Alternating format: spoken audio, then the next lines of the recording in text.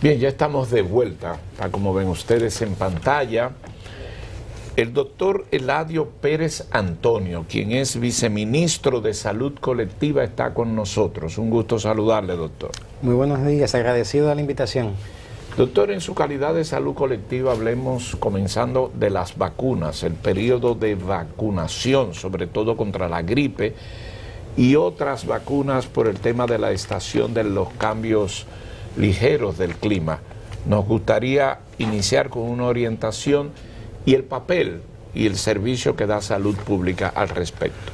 Muy bien, bueno, nosotros tenemos una vigilancia centinela de los virus respiratorios que están presentes durante todo el año, además de lo que hace la Organización Panamericana de Salud, de cómo se ha comportado a nivel regional e internacional. Y entonces se pueden saber cuáles eran las cepas de riesgo para el desarrollo de la influenza en la República Dominicana. Nosotros siempre adquirimos la vacuna contra la influenza, esta siempre viene llegando a finales de octubre, principio de noviembre, y empezamos a hacer esa jornada de vacunación para las personas de riesgo, que serían personas mayores de 60 años, cardiópatas, asmáticos, y toda esa población vulnerable se le da la oferta de la vacuna.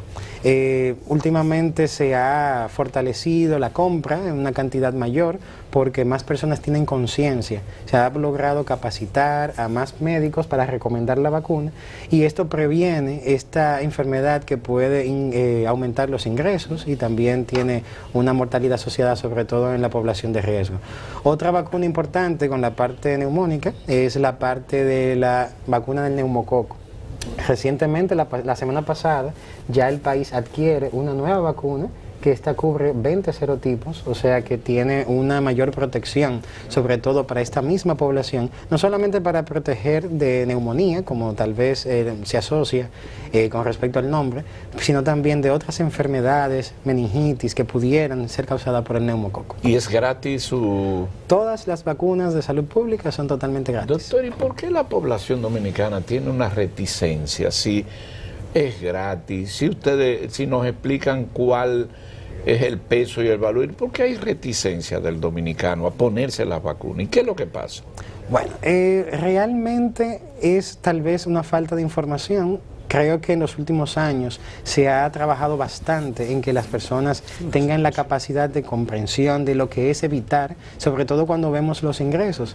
Nosotros podemos ver que un niño que no se vacune con una de estas enfermedades prevenibles pudiera tener gastos que sobrepasan el 1 o 2 millones de pesos, inclusive a incurrir en gastos directos y simplemente utilizando una vacuna que al Estado le cuesta unos $10 en algunos casos, a veces un poco más, un poco menos, pueden prevenirse esta situación. ¿Y se puede decir que los dominicanos tienen realmente resistencia a vacunarse? Bueno, realmente en la población objetivo de nosotros, que son los niños de menos de 4 años, no es así. Nosotros tenemos una muy buena receptividad de parte de todos los padres porque han vivido la experiencia. Pero si los padres llevan los niños, ¿por qué entonces esa misma población que es el adulto no se la pondrían? Sí, el esquema del adulto es diferente, porque nosotros, por ejemplo, la prioridad son los menores de 4 años, luego tenemos de 9 a 12 con la parte del virus papiloma humano, que ahora incluimos a los niños, y ya la parte envejeciente. Neumococo también incluyeron los niños hace como hace 10 años más o menos. Exacto, siempre ha estado ya dentro de la vacuna que se le ponen a los niños. No siempre, porque mis hijos no lo tienen. No, o sea, son los últimos 10, 12 años. Lo que está incluida en la pentavalente y ahora, ahora en la hexavalente, que es la nueva que fue Pero esa cartilla de vacunación, eso a los niños se lleva, y los padres la llevan completamente, y las maternidades se llevan, y la escuela independientemente de condiciones socioeconómicas. Incluso saben cuándo le toca otra vez. Aquí hay mucho... Claro. Pero el programa de inmunización del ministerio es un programa muy eficiente, siempre ha sido un excelente programa, pero usted dice hace un segundito que es un tema de falta de información.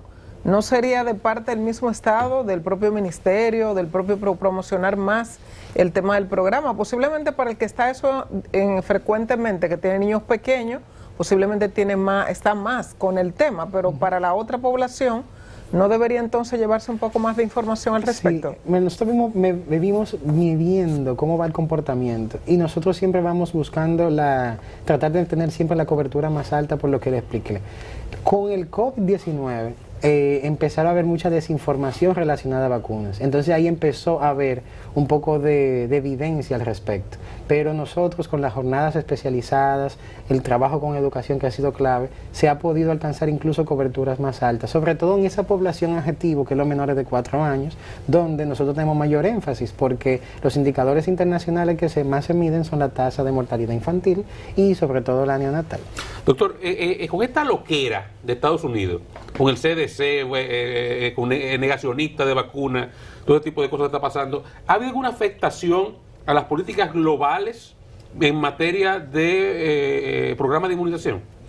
Si usted se fija, el mismo Donald Trump hace recientemente una semana publicó que fue vacunado contra el COVID-19 y también se vacunó contra influenza. O sea que ahí es un conflicto o algún tipo de choques de ideas. La Organización Mundial de la Salud y la Panamericana de la Salud continúan impulsando todo lo que es la vacunación de las enfermedades prevenibles en todos los países. Pero siendo Estados Unidos un soporte no solamente financiero, sino también de investigación y desarrollo en área médica. Sí. Pues le pregunto si ha habido algún tipo de afectación para las políticas públicas, porque yo sé que Trump es una loquera, Trump es una cosa, pero el CDC en efecto está manejado por negacionistas, comenzando con Kennedy Jr. y ese grupo de gente.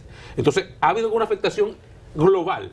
Bueno, yo creo que las políticas que se han tomado últimamente han sido dirigidas por esa nueva administración de parte del ministro de Salud norteamericano, pero de todas maneras todas las organizaciones científicas impulsan y mantienen que debe seguirse vacunando a los niños y buscar la forma de mantener las coberturas altas. Fíjense que consecuencia de eso, hoy Estados Unidos tiene situaciones con sarampión. La República Dominicana no tiene un caso de sarampión y que así muertes se mantenga. Por sarampión, niños. Y tienen muertes con sarampión. Sin embargo, la República Dominicana mantiene esa protección y desde el año 2001 no tenemos un caso de sarampión.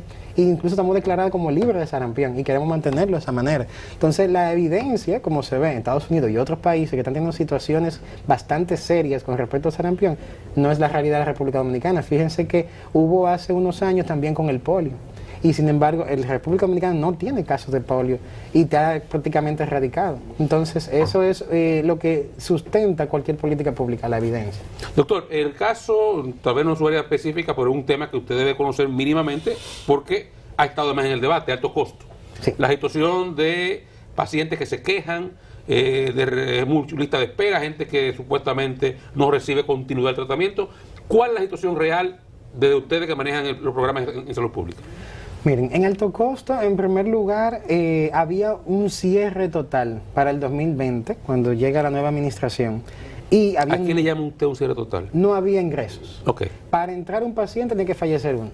Okay. Entonces, la cantidad de dinero invertido y fármacos comprados no era suficiente incluso para los que ya estaban, donde ustedes pueden ver evidencia de reportajes que se hacían en el momento bastante traumáticos. Sin embargo, se empezó a dar una apertura. Hay una política de Estado que viene trazada desde el plan de gobierno, en una parte de garantía de derechos, incluso nuestra Constitución lo habla así, es que nosotros tenemos que abrir a las personas. Empezaron a entrar personas y la inyección de recursos subió a 7.3 mil millones de pesos. Además, se desarrollaron la capacidad de recaptura. O sea, las ARS cuando mandan a alto costo, deben, si tienen cobertura, le pagan alto costo y eso mantiene un flujo de dinero. O sea que la inversión real incluso pudiera exceder esa cantidad para mantener la compra y ese abastecimiento. ¿Todas las ARS pagan? Ahí ha habido, no, todas las ARS han firmado un contrato con el Ministerio de Salud para ser más eficientes en esos pagos, pero en un momento habían ARS, que me reservo el nombre, que tenían años debiéndole al Ministerio esos pagos. Sin embargo, eso ha podido ser articulado y ya ese proceso está mucho más ágil, con muchas oportunidades de mejora. ¿Tiene el dato de cuánto asciende lo que pagan anualmente todo el sistema? No, mire, la capacidad de que si se pudiera recaudar de ellos con la totalidad, si cada uno de los pacientes le quedara cobertura, pueda sobrepasar los miles de millones. Sin embargo... Es interesante, discúlpame que lo interrumpa, Lucimbre, tú lo que pasa en Santo Domingo el doctor. Me llama la atención positivamente que haya un esquema de que el sistema de seguridad social pase a apoyar estos programas, porque lo que se ha dicho es que eso debería asumirlo. O sea, Sí. que para ser sostenible en el tiempo, lo que tiene que sostener alto costo es el sistema de seguridad social. Vamos a explicarle algo. Por ejemplo, son 120 moléculas, de las cuales para el 2020 solamente 48 tenían cobertura en la seguridad social. Un paciente que tenía una de esas 48 iba a una farmacia privada y con la cobertura que tenía de 1 millón en ese entonces, pues entonces se le daba. Cuando se le acababa el millón, iba a alto costo. Pero ese restante, quitándole esas 48, directamente de que era diagnosticado tenía que ir a alto costo.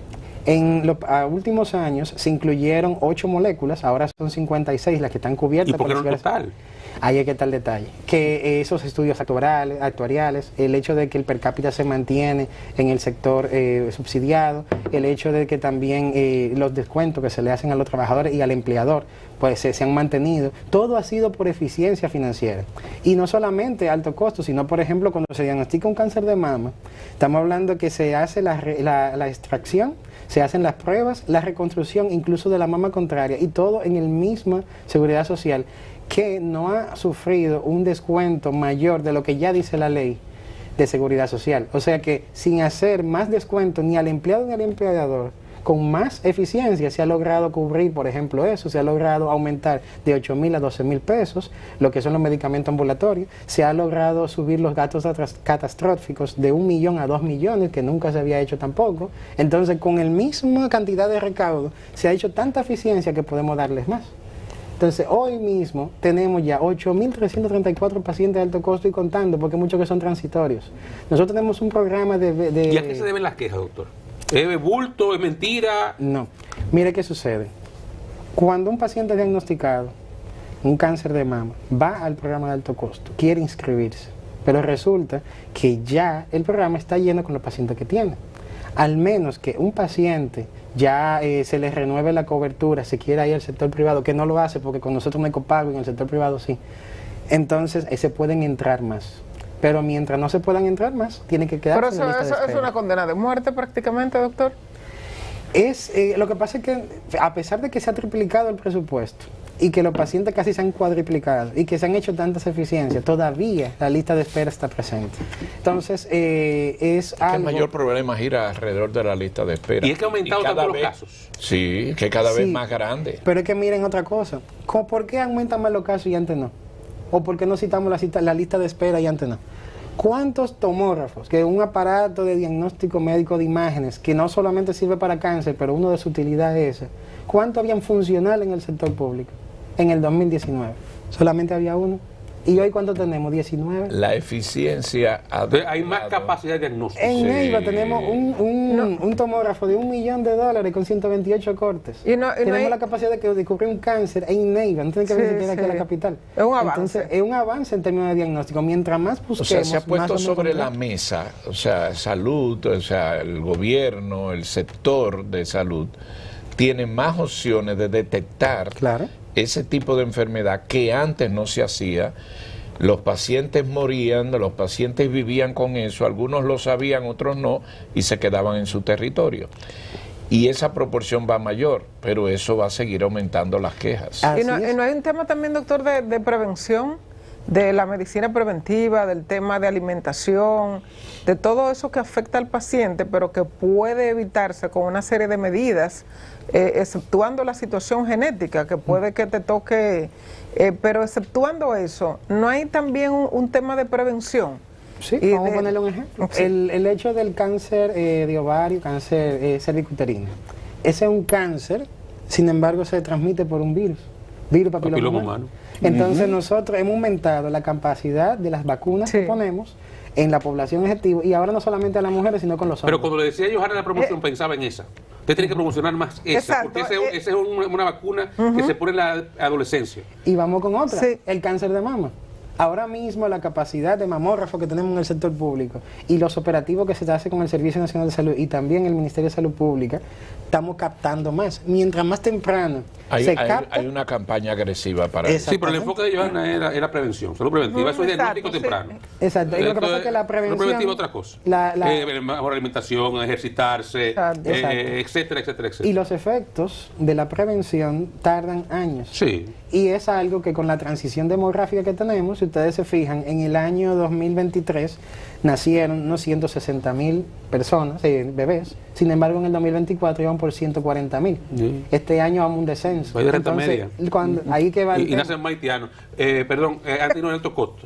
En un momento supe de la intención que tiene el ministro actual de Salud de mover el programa de alto costo a una mayor parte de moléculas genéricas para evitar, para reducir el costo, el impacto del costo de los medicamentos y poder ampliar la cantidad de personas beneficiadas.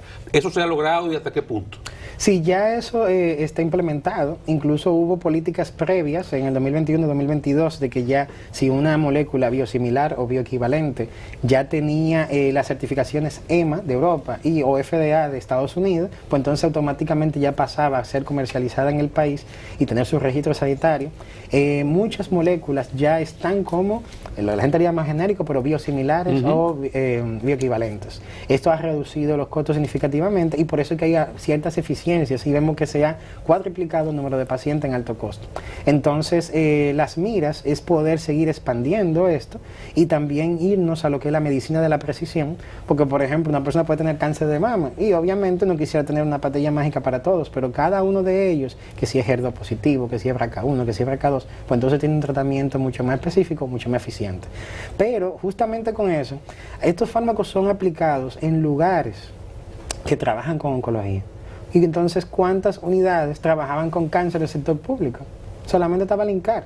Sin embargo, hoy tenemos unidad especializada en el Robert Reed, unidad en el Hugo Mendoza, unidades en el mismo INCAR y a nivel nacional tenemos 8. En ASO tenemos un área de oncología. O sea que esa parte... En Taiwán. Exactamente, podemos expandir servicios, ahí se está llegando más a la gente. Hay una farmacia de alto costo en ASO, no tienen siquiera que llegar aquí a buscarla y ahí pueden aplicar su medicamento, así mismo como Santiago, y son 9 a nivel nacional. Doctor, el periódico El País de España trae hoy un trabajo interesante sobre una alerta epidemiológica en la región a partir de un brote epidemiológico que hay en Cuba, del dengue, chikungunya, oropuche, varias enfermedades en cadena que amenazan la región. Hay problemas. ¿Está Salud Pública al tanto de eso? Me encanta esa pregunta porque soy epidemiólogo. Entonces, okay. ¿cuál es el tema? Nosotros tenemos una vigilancia activa con respecto a la arbovirosis, que son todas las que usted acaba de mencionar y que frecuentemente se transmiten por ese vector común que es la Aedes aegypti. Sí. Entonces, esa vigilancia que nosotros tenemos a nivel nacional es sumamente estricta, porque ahora, a partir del 2023, el sector público cuenta con pruebas más especializadas. Antes solamente habían las pruebas serológicas, que eso medían los anticuerpos, si te había dado en el pasado o si tenían ya 5 o 7 días con la enfermedad. Hoy día tenemos pruebas PCR en el sector público que podemos saberlo desde el primer día, incluso hasta sin fiebre, si se llegara ahí el paciente. Y también tenemos las pruebas antigénicas, que son pruebas rápidas y que tienen una precisión, dígase sensibilidad y especificidad altísima, simplemente en los primeros días de fiebre. ¿Cómo vamos con el dengue? ¿Estamos en temporada de dengue? Excelente, estamos con el dengue. O sea, yo creo que en la historia de la República Dominicana nunca habíamos tenido una situación como la que tenemos ahora. El ministro hablaba justamente ayer de una reducción de un 65%. Pero ¿qué sucede? Según van pasando los días, se amplía el periodo y comparamos de la semana 1 a la 39 epidemiológica de cada año. Y resulta que si comparamos la semana de la 1 a la 39 del año pasado, la del 2023 y la del año pasado, con respecto a la de hoy, tenemos una reducción hasta un 80%. ¿Cuántos casos tenemos este año hasta ahora? Tenemos 287 casos. Nada. ¿Y Nada, muertes? prácticamente. En muerte no tenemos ni siquiera una ¿A qué muerte. se debe la reducción? Mire, en primer lugar, el ministerio ha trabajado en lo que es un tema de modelación predictiva con inteligencia artificial. Tenemos un área de especialización mía. Entonces tenemos lo que son ovitrampas a nivel nacional, donde podemos medir el índice vectorial de una manera bastante eficiente. Además, la capacidad diagnóstica, porque antes todo niño que tenía una fiebre en cualquier zona tenía un dengue. Sin embargo, ahora si tiene fiebre, hacemos diagnóstico y podemos descartar y saber si es o no es. Muchas gracias, doctor.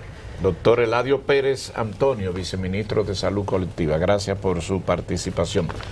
Con esto termina la jornada de hoy. Nos vamos a regresar mañana, que ustedes saben que es viernes, el mejor día de este programa. ¡Wow! Mañana, despabilense. Nos vemos mañana con todos los brillos.